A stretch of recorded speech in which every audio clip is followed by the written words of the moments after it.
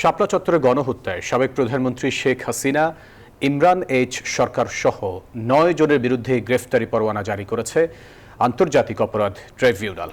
বুধবার ট্রাইব্যুনাল এই আদেশ দেন। ট্রাইব্যুনালের কাছে ন্যায় বিচারের প্রত্যাশা হেফাজতে ইসলামের। ২০১৩ সালের ৫ই মে মতিঝিলে হেফাজতে ইসলামের সমাবেশ শেখ হাসিনা সরকারের আতঙ্কের কারণ হয়ে দাঁড়ায়। তাদের থামাতে রাতের অন্ধকারে অসংখ্য নিরপরাধ আলেমকে নৃশংসভাবে হত্যা করে বলে অভিযোগ হেফাজতে ইসলামের।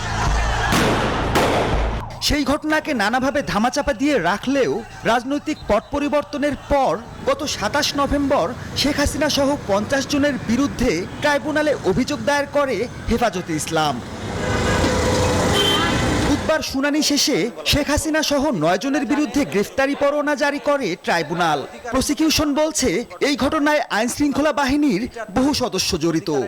তাদেরকে কবর দেওয়া হয়েছে অজ্ঞাতনামা কবরে, তাদের সংখ্যা নিরূপণ করতে দেওয়া হয় নাই। বাংলাদেশের প্রতিবাদের যে সর্বশেষ দেশ জুড়ে তোলপাড় ওয়ালটন ফ্রিজ কিনে আপনিও হয়ে যেতে পারেন মিলেনিয়ার।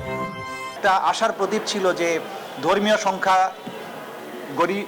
গরিষ্ঠ যে সমস্ত সম্প্রদায় তারা তাদের ধর্মীয় অধিকারের ব্যাপারে যে সোচ্চার ছিল এই তদানীন্তন ফ্যাসিস্ট সরকারের বিরুদ্ধে, তা কিন্তু চিরতরে স্তব্ধ করে দেওয়া হয়। আগামী ১২ই মে তদন্ত প্রতিবেদন জমা দেওয়ার নির্দেশ দিয়েছেন ট্রাইব্যুনাল। এদিকে শাপলা চত্বরের গণহত্যার স্বচ্ছ তদন্ত ও ন্যায় বিচারের প্রত্যাশা করছে হেফাজতে ইসলাম।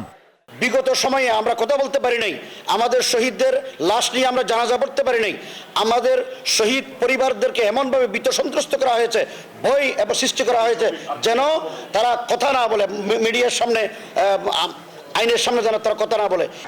গ্রেফতারি পরোয়ানা জারি হওয়া ৯ জনের মধ্যে আটক ৪ জনকে গ্রেফতার দেখানো হবে। পলাতক বাকি ৫ জনকে ধরতে তৎপরতা চালাবে আন্তর্জাতিক অপরাধ ট্রাইব্যুনাল।